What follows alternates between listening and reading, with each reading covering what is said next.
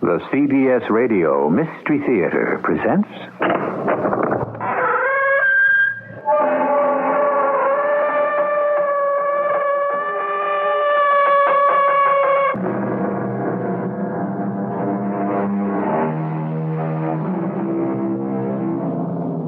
Come in.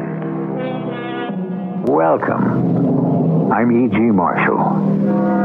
From the primordial seas, there emerged an organism that over the millenniums evolved into what we call a human being. His brain developed, and with it, his curiosity. Life was crammed with puzzles, problems, and enigmas, even as it is today. And now, as then, there are human beings looking for answers.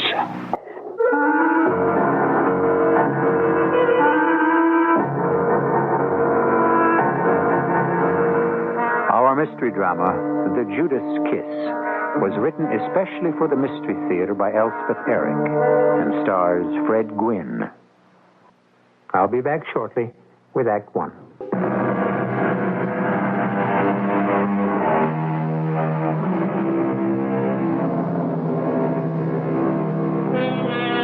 Most of us spend our lives earning money, tending a home, raising children, and in between, seeking pleasure. But there are those who have small interest in such things. Early in life, they become perplexed by some riddle of existence, and from that point on, devote themselves to its solution. Such a one is the protagonist of our story.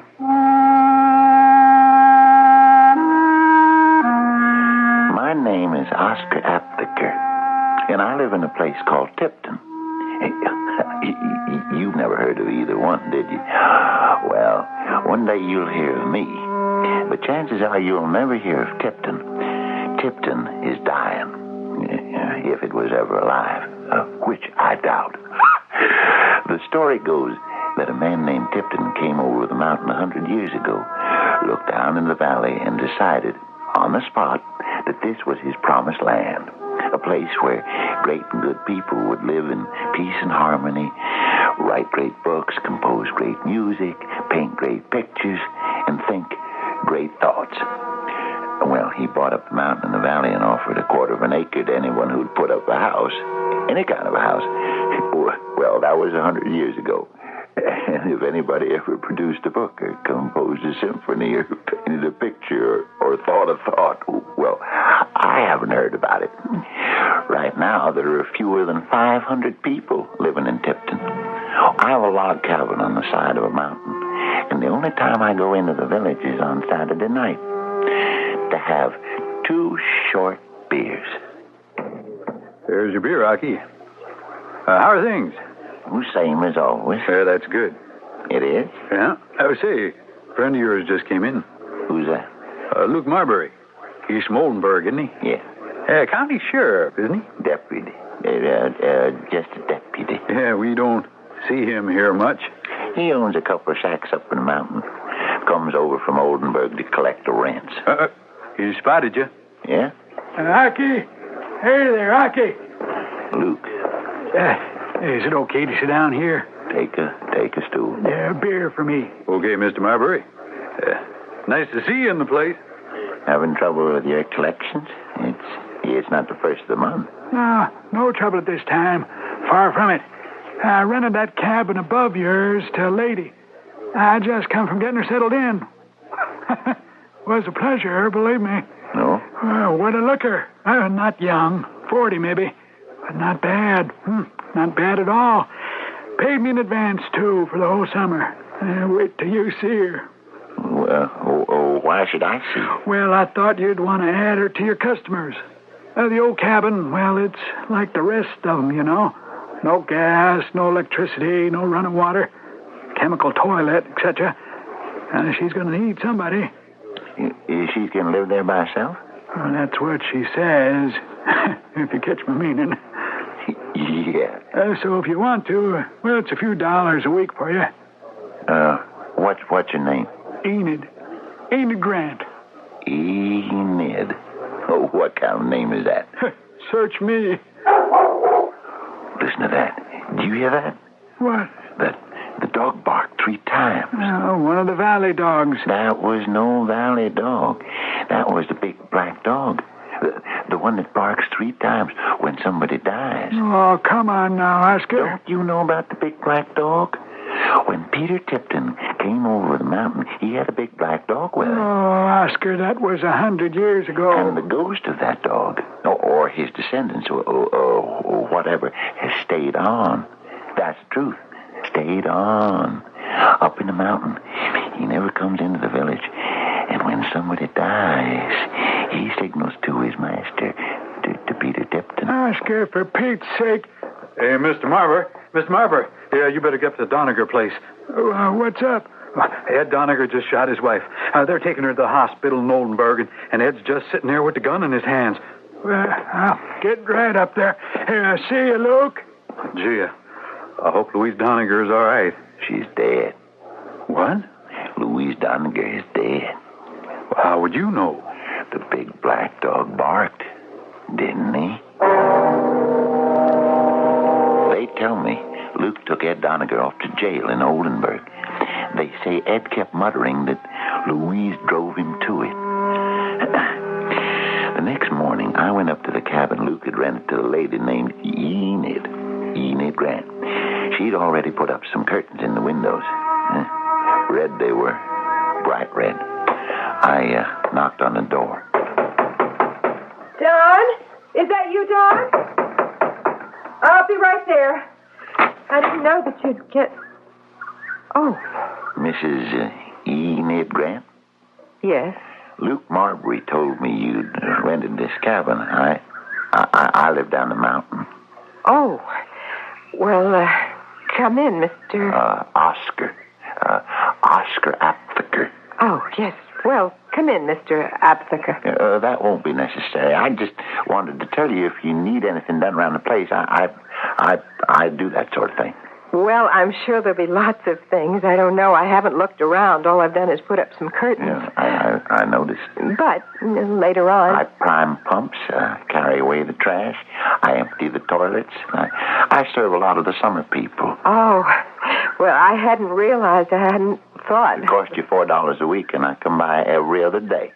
Oh, well, that would be fine. Yes, I'd appreciate that. Okay, I'll start tomorrow.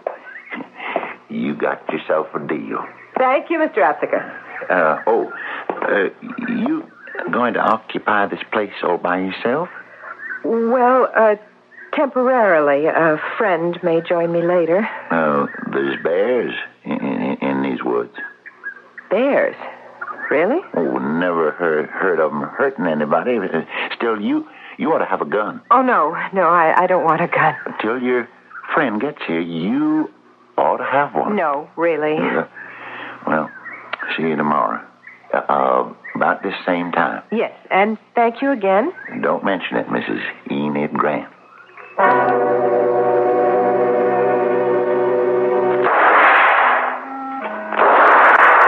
I went hunting early the next morning for about an hour. Brought down a few rabbits.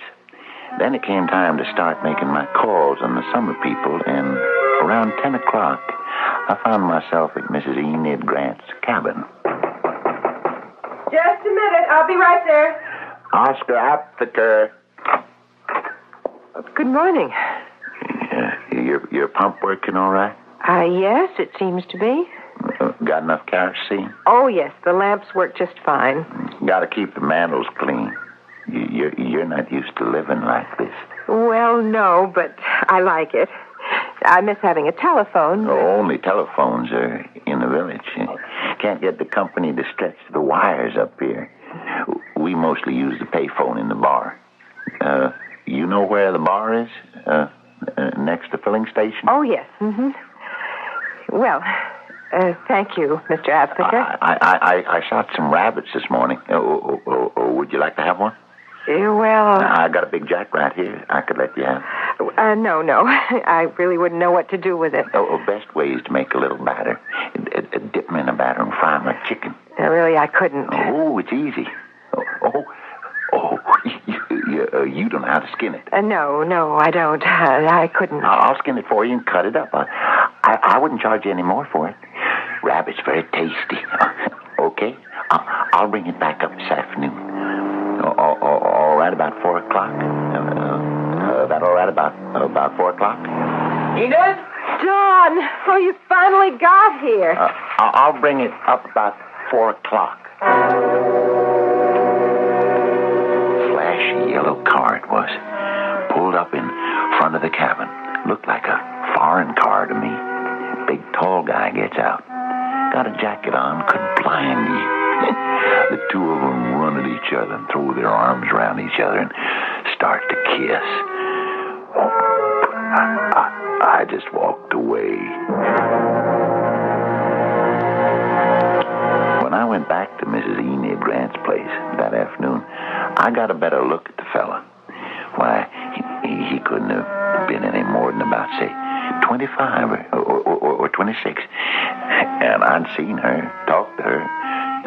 Luke was right. She had to be 40, maybe more.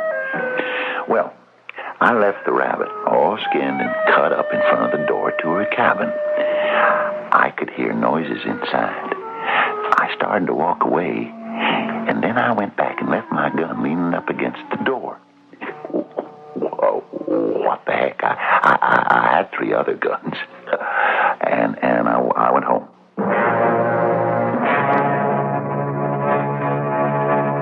Now, there's something I haven't told you.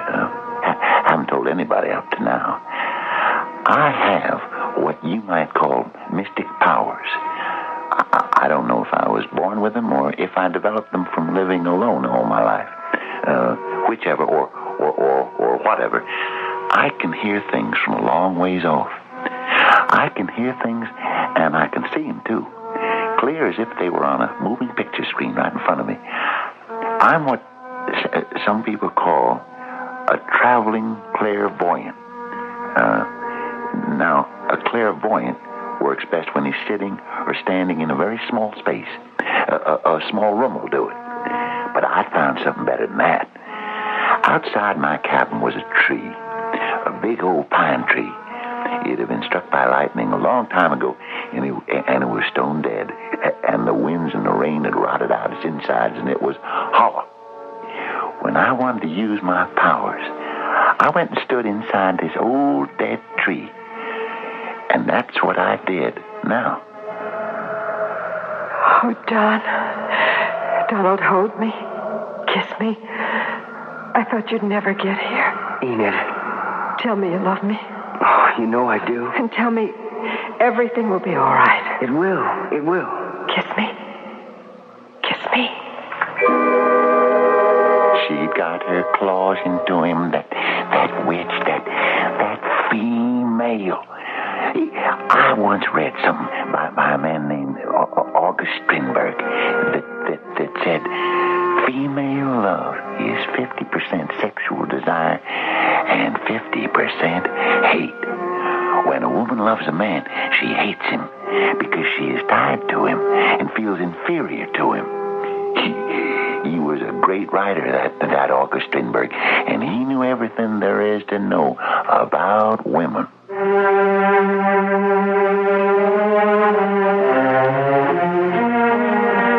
If August Strindberg knew everything about women, he's the first, last, and only man who ever did. Even Sigmund Freud was driven to asking despairingly, what do women want? Well, both great men are dead now, though their writings remain. If they were to come back today, there are an awful lot of women who would at least attempt to answer them and maybe set them straight. I'll be back with Act 2 shortly.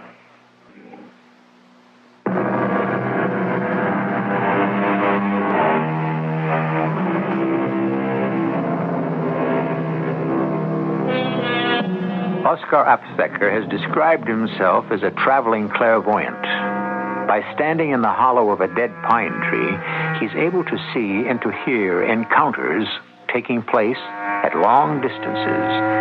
In this manner, he has told us, he saw and heard Enid Grant's meeting with a man much younger than herself. Tell me you love me. You know I do. Kiss me. Kiss me. Oh, got her claws into him, that witch, that female, for shame. A man who could be her son, it was obscene. I wondered how long it would take before she destroyed him utterly. Not long, I fancied. Oh, I continued to go to her house twice a week. Took away the trash, emptied the toilets, even brought her some kerosene when she said she needed it. I didn't always catch sight of the young man, but when I did, it seemed to me he was getting more listless, more lifeless. But I couldn't be sure.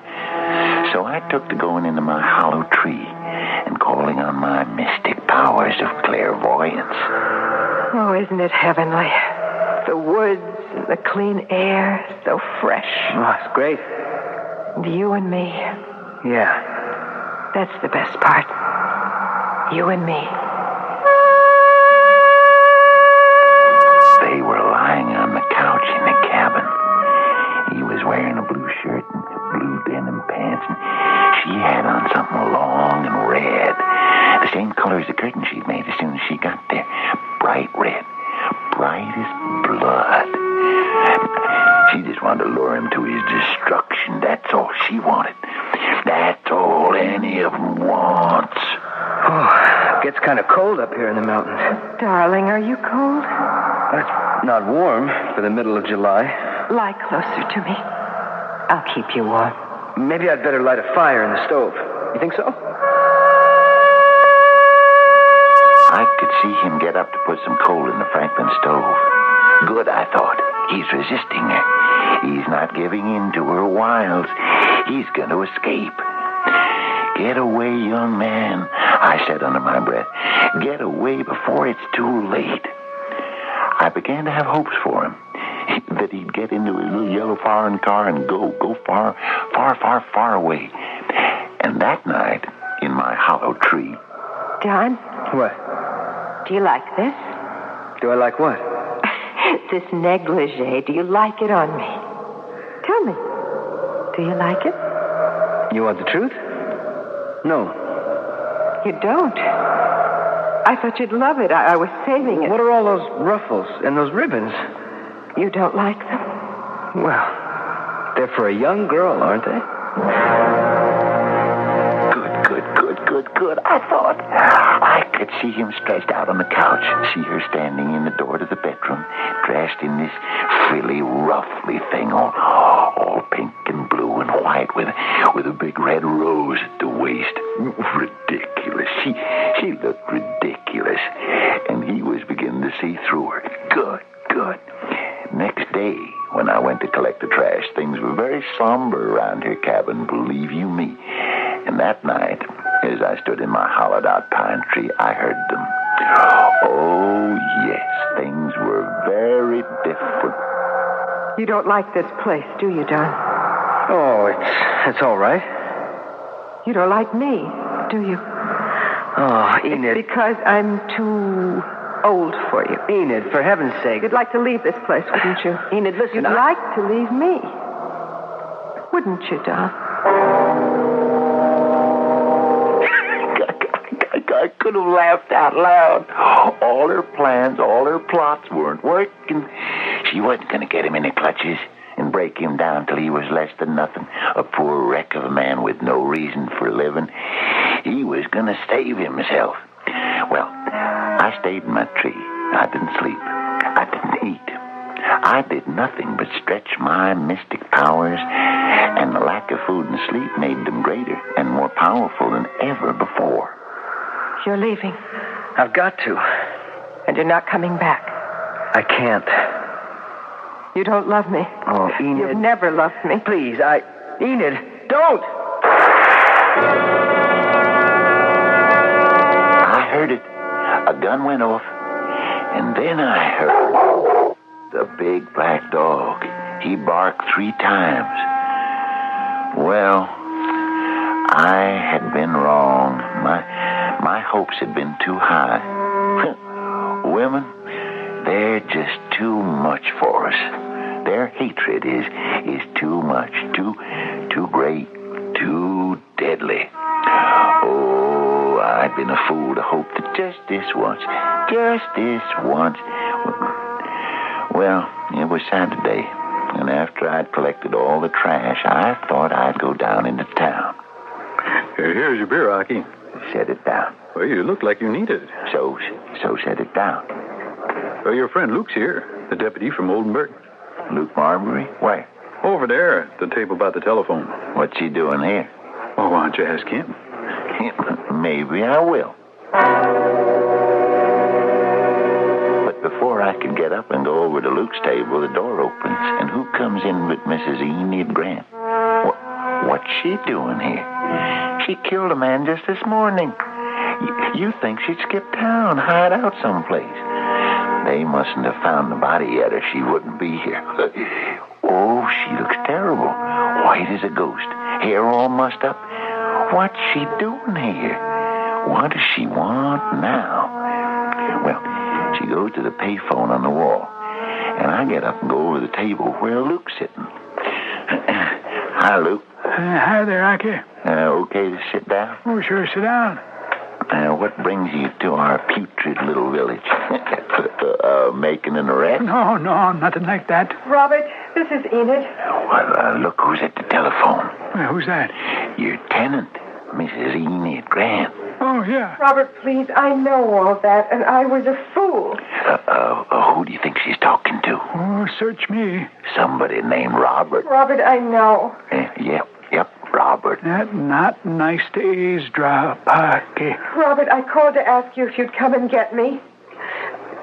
At a place called Tipton. It's not on the map, but it's near a town called Oldenburg. I have a cabin up in the mountains. They'll tell you in the village where it is. It's above another cabin that belongs to a man named Absecker. Oscar Absecker.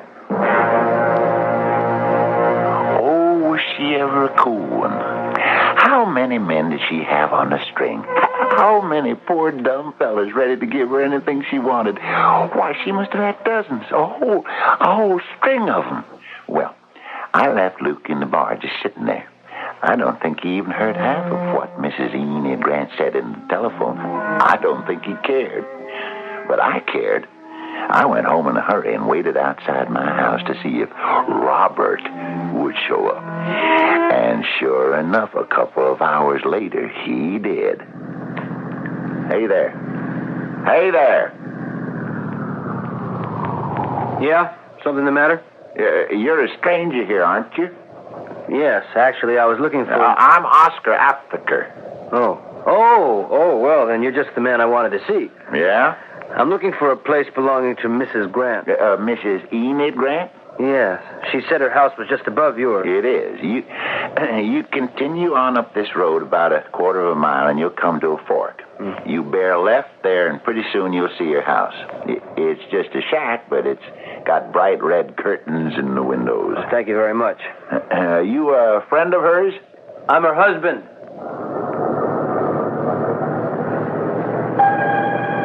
Well, I stood there in the middle of the road. I was stupefied, stunned. I thought I knew about women, but this Jezebel, she kills a young lover. Then she gets her husband to get her out of it. Well, there's no end, I thought, to what they'll do to get what they want. And what they want is the man himself, to possess him, bewitch him, consume him, and at the very last, to destroy him. Scarcely able to contain myself, I went into the shelter of my hollow pine tree, and I closed my eyes, and I summoned up the vision. Oh, Robert. Now, Enid. Please, come in the house. She was asking him into the house. Was the body of her dead lover lying on the floor? I couldn't make it out. Would he see it? Well, she was hanging onto his arm as they walked inside, and she was wearing that same silly gown as before, the pink and the white with all the ribbons and ruffles. Oh, Robert, I have been such a fool. Tell me about it. I thought he loved me. He said so. I thought I loved him. Tell me everything that happened. Well, I ran off with him. You know that. I took this place. And then what? It was my chance to be young again, don't you see? It was my last chance. I was so afraid of getting old. What happened? He met me here. And for a while, it was just what I'd hoped for. I felt so young. What happened? He left me. I see. He left this morning. Just got in his car and drove away. Oh, how well she lied. How smooth the words rolled out of her mouth. And her husband just sitting there, taking it all in. But how had she done it? Where was the body of the young man she'd killed? Where was his yellow car? How had she gotten rid of the body and the car? What do you expect me to do, Enid? I don't expect anything. Well, then why am I here? Why did you call me? I don't know. Of course you know. You expect me to take you back. Oh, Robert. You run off with some kid after we've been married for 20 years. I thought I'd been good to you, Enid. You have. Well, I'm through being good to you. I've just about had it. You mean you won't? I mean, I won't take you back. That's exactly what I mean. Robert, don't go. Please don't go. I don't see any way you can stop me. Robert, wait. What is it, Enid? I wasn't even surprised. She shot him dead. I saw him fall. I left my hollow tree and went into the house. I waited for the big black dog to bark 3 times. I waited. I waited. I waited.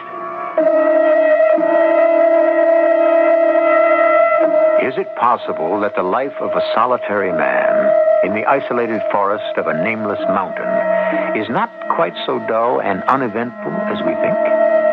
Perhaps so.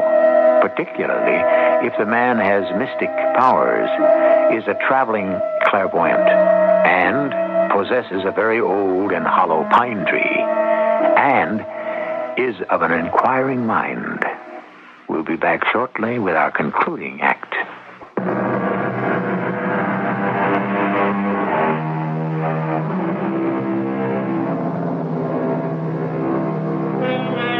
Oscar Aptheker, as he has told us, stands in the hollow of a long-dead pine tree of his mountain cabin. By the extension of certain mystic powers, he has witnessed the murder of Mrs. Enid Grant, of her husband, Robert. In line with his tightly held belief, when someone on the mountain dies, a big black dog barks 3 times. But as our last act ended, there had been no sound from the big black dog. I waited and I waited. The moon rose and the air chilled. Was it possible she'd missed? That the shot had gone wild? The vision faded. I could see no more. There was nothing but silence. I don't know when the silver of the moonlight turned to the pale gold of the new sun, but the day was filtering down from the ocean top of my pine tree when I roused myself, and I was filled with anxiety. I started up the mountain. My heart was beating so fast. Why hadn't the black dog barked? Was she there with the still living, breathing body of her husband? Everything was falling apart. I was confused. Were my powers failing me? The blood pounded in my head and everything was blurring before my eyes. Then I heard behind me an automobile horn and someone calling my name. Rocky, stop! Wait! It's Luke! Now hold up! Yeah, I gotta talk to you, Aki. I can't stop. Well, where do you think you're going? Cabin. Mrs. Grant's cabin? Well, come on, now, let me drive you. Come on. Come on, get in. Okay. Say, you look beat. Doesn't matter. You were in a hurry. Yeah. What are you doing? You turn around. Well, I got to. You said you're going to take me to her cabin. Well, not right now. Yes, now. Right now. Now, just take it easy, Aki. There's a dead man in that cabin. You can't just leave him lying there. Turn around. Go back. Maybe he isn't dead. I'm not sure about that, but he may be dying, and she... I don't think so. You don't think he's dying? You don't think he may be dead? I'm pretty sure. You don't know anything about it. You don't know what's been going on. Do you know, Aki? I know all about it. You're Mrs. Enid Grant. Your precious tenant. She killed him.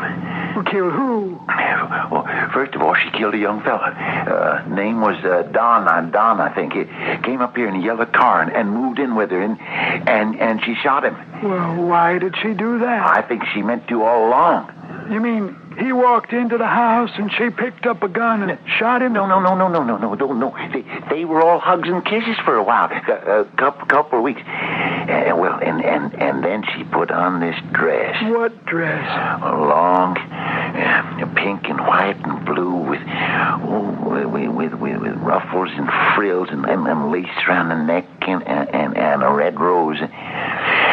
And the guy, he couldn't have been any more than 24, 25, and he said something about the dress was too young for her, and believe me, it was. Now tell me what happened, Aki. She shot him. Oh, not right then, but a few days later. He walks out on her, says he's leaving and heads for the door, and she picks up a gun and shoots him. Well, where did she get a gun? Oh, and that was all my fault.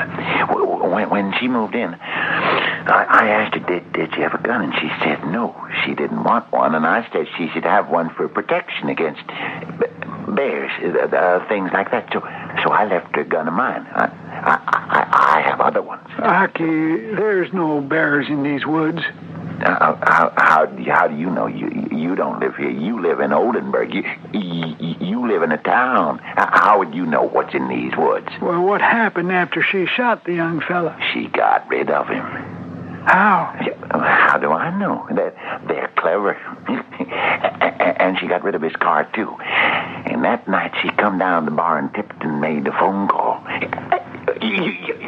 You were there, Luke. You were there when she made it. I was? You and me, we were sitting at the table near the telephone. She called her husband. His name is Robert. I heard her call him that. I didn't know at the time he was her husband, but I found out later. Well, how did you find out? I heard them talking.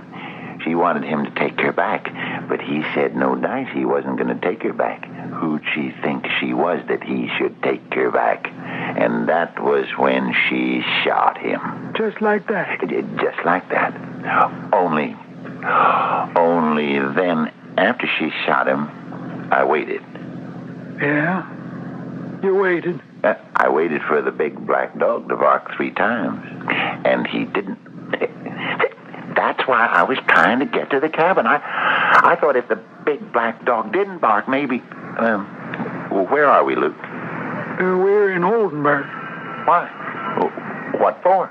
You'll see. Now, how did you know she did all those things, Aki? Oh, I know all right. They're all alike. Half sex and half hate. They're all alike, and they're inferior. And they know it. Who's inferior? Listen, what are you stopping here for? This isn't a jail. It's the hospital. Her husband isn't dead. Come on, Aki, get out. He's not dead. Oh, I see. That's why the big black dog didn't bark. He's not dead. How bad is he hurt? Well, he's not hurt at all, Aki. Now, come on, get out. If he isn't hurt, what's he doing in the hospital? He isn't in the hospital. She is. I couldn't understand a word Luke was saying. He took me into the hospital. He led me down this long corridor. We come to a room. He opened the door, and we walked in, and there she was, sitting in a chair. One of her arms was in a sling. You could hardly see it because she had on this gown, this dress all frilly and fussy. Yes, it was the same one, all pink and blue with lace and a red rose. Hello, Mr. Aptheker. Come in and sit down. Aki, you want to sit down? Excuse me, I have to use the phone. Do please sit down, Mr. Aptheker, if you want to. Give me the desk. You got the same This is my thing on. room. That's the same thing you had on when that young man walked out on you. Please, Mr. Aptheker, if you'll just... I'd know it anywhere. All lace and frills and the rose. Aki? She's got the same thing on. I told you about it. They had a fight over that thing.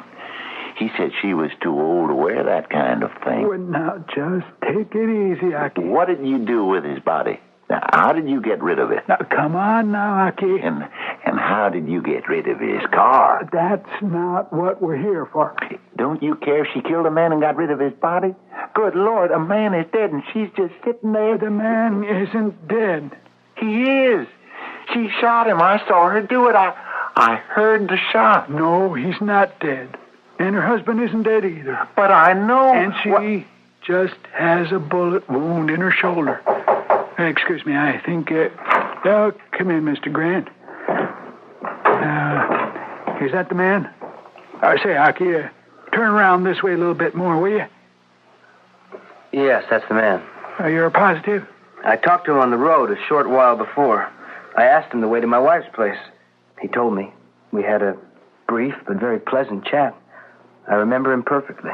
And is he the man you saw looking through the window of your wife's cabin later? Definitely. You saw him raise the gun? Yes. It was a rifle. Thank you, Mr. Grant. What's he talking about? What's he talking about? That man doesn't know anything. He doesn't know me. What's he talking about? Come on. I'm taking you home. I was so stunned and so shocked by what that man had said. A man I thought was dead. And the other man, too, the young one, they said he wasn't dead either. But I knew he was. And that woman sitting in that hospital room in that pink and blue frilly thing she had on, she was the reason for all this. Well, I simply could not understand what was happening, and I just stared out of the window of Luke's car. She may not prefer charges, Aki. Aki, do you hear me? Well, Mrs. Grant may not press charges against you. I don't know. I haven't discussed it with her. What kind of charges? Well, assault, I guess. Assault? I never assaulted her. I wouldn't do a thing like that. I never went near her. I wouldn't. Assault with a deadly weapon. What ridiculous. Why would I do a thing like that? Well, I don't know, Aki. Why would you? Look, everybody's got everything all mixed up. Yeah, you may have to go to jail, Aki. What for? Well, Mr. Grant identified you as the man who put that shot through the window and hit Mrs. Grant in the shoulder. And you believe that? On the other hand, they may just send you away for arrest someplace, or some very nice place. Tell me something, Aki. Sure. What gave you the idea that Mrs. Grant shot that young man and her husband? I saw her. Oh. Luke, I am a traveling clairvoyant. Traveling clairvoyant. Well, you know what clairvoyance is, don't you? Well, I think so. It's the power to see things not present to the senses. Oh. Saw and heard everything that went on in Mrs. Grant's cabin. It wasn't easy. It never is. You see, a clairvoyant has to go into a very deep trance. You know. Yeah, no, I didn't know. And to do this, it's best if he's in a very, very small place, like a little tiny room or a closet or something. But for traveling clairvoyance, well, that's much harder. So you know what I did? What'd you do? I got inside that old pine tree outside my house. You got inside a pine tree? Yeah, the one that got struck by lightning, the dead one, the hollow one. You remember that tree? Yes, I remember that tree. Yeah, well, it was a tight squeeze, but I would get myself inside that hollow tree, and I would close my eyes and summon up my mystic powers. You found me? Yeah, sure. You're home. No. Oh, yeah. And get out. Okay.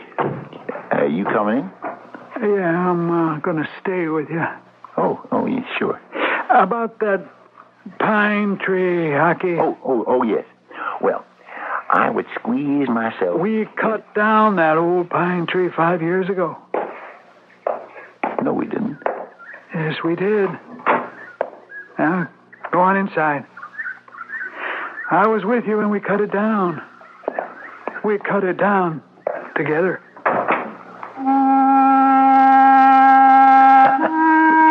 Luke's okay, but he's got everything just all mixed up. I know my old pine tree is right outside, and anytime I want to, anytime I feel like it. Well, on the other hand, maybe I'd better save my powers for the book I'm going to write. It's going to be called The Treachery of Women.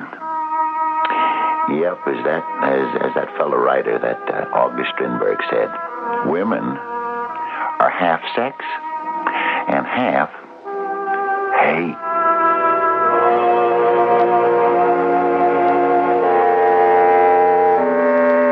I wonder if Oscar Aptheker ever completed his book on the treachery of women. If he did, August Strindberg might well approve of it, and of Oscar Aptheker himself. For Mr. Strindberg not only mistrusted women, but he wrote, "In the great crises of life, the soul attains transcendent powers." I'll be back shortly.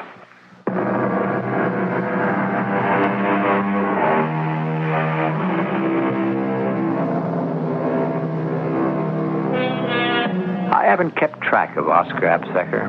I don't know if he's in jail or in a rest home or still living in his cabin on the wooded mountain. I don't know for certain that he's alive. Oh, I hope he is. I hope sincerely that he wasn't done in by some treacherous woman. That would be a terrible fate for a traveling clairvoyant. Our cast included Fred Gwynn, Terry Keane, Lloyd Batista, and Don Scardino. The entire production was under the direction of Hyman Brown. This is E.G. Marshall inviting you to return to our Mystery Theater for another adventure in the macabre. Until next time, pleasant dreams.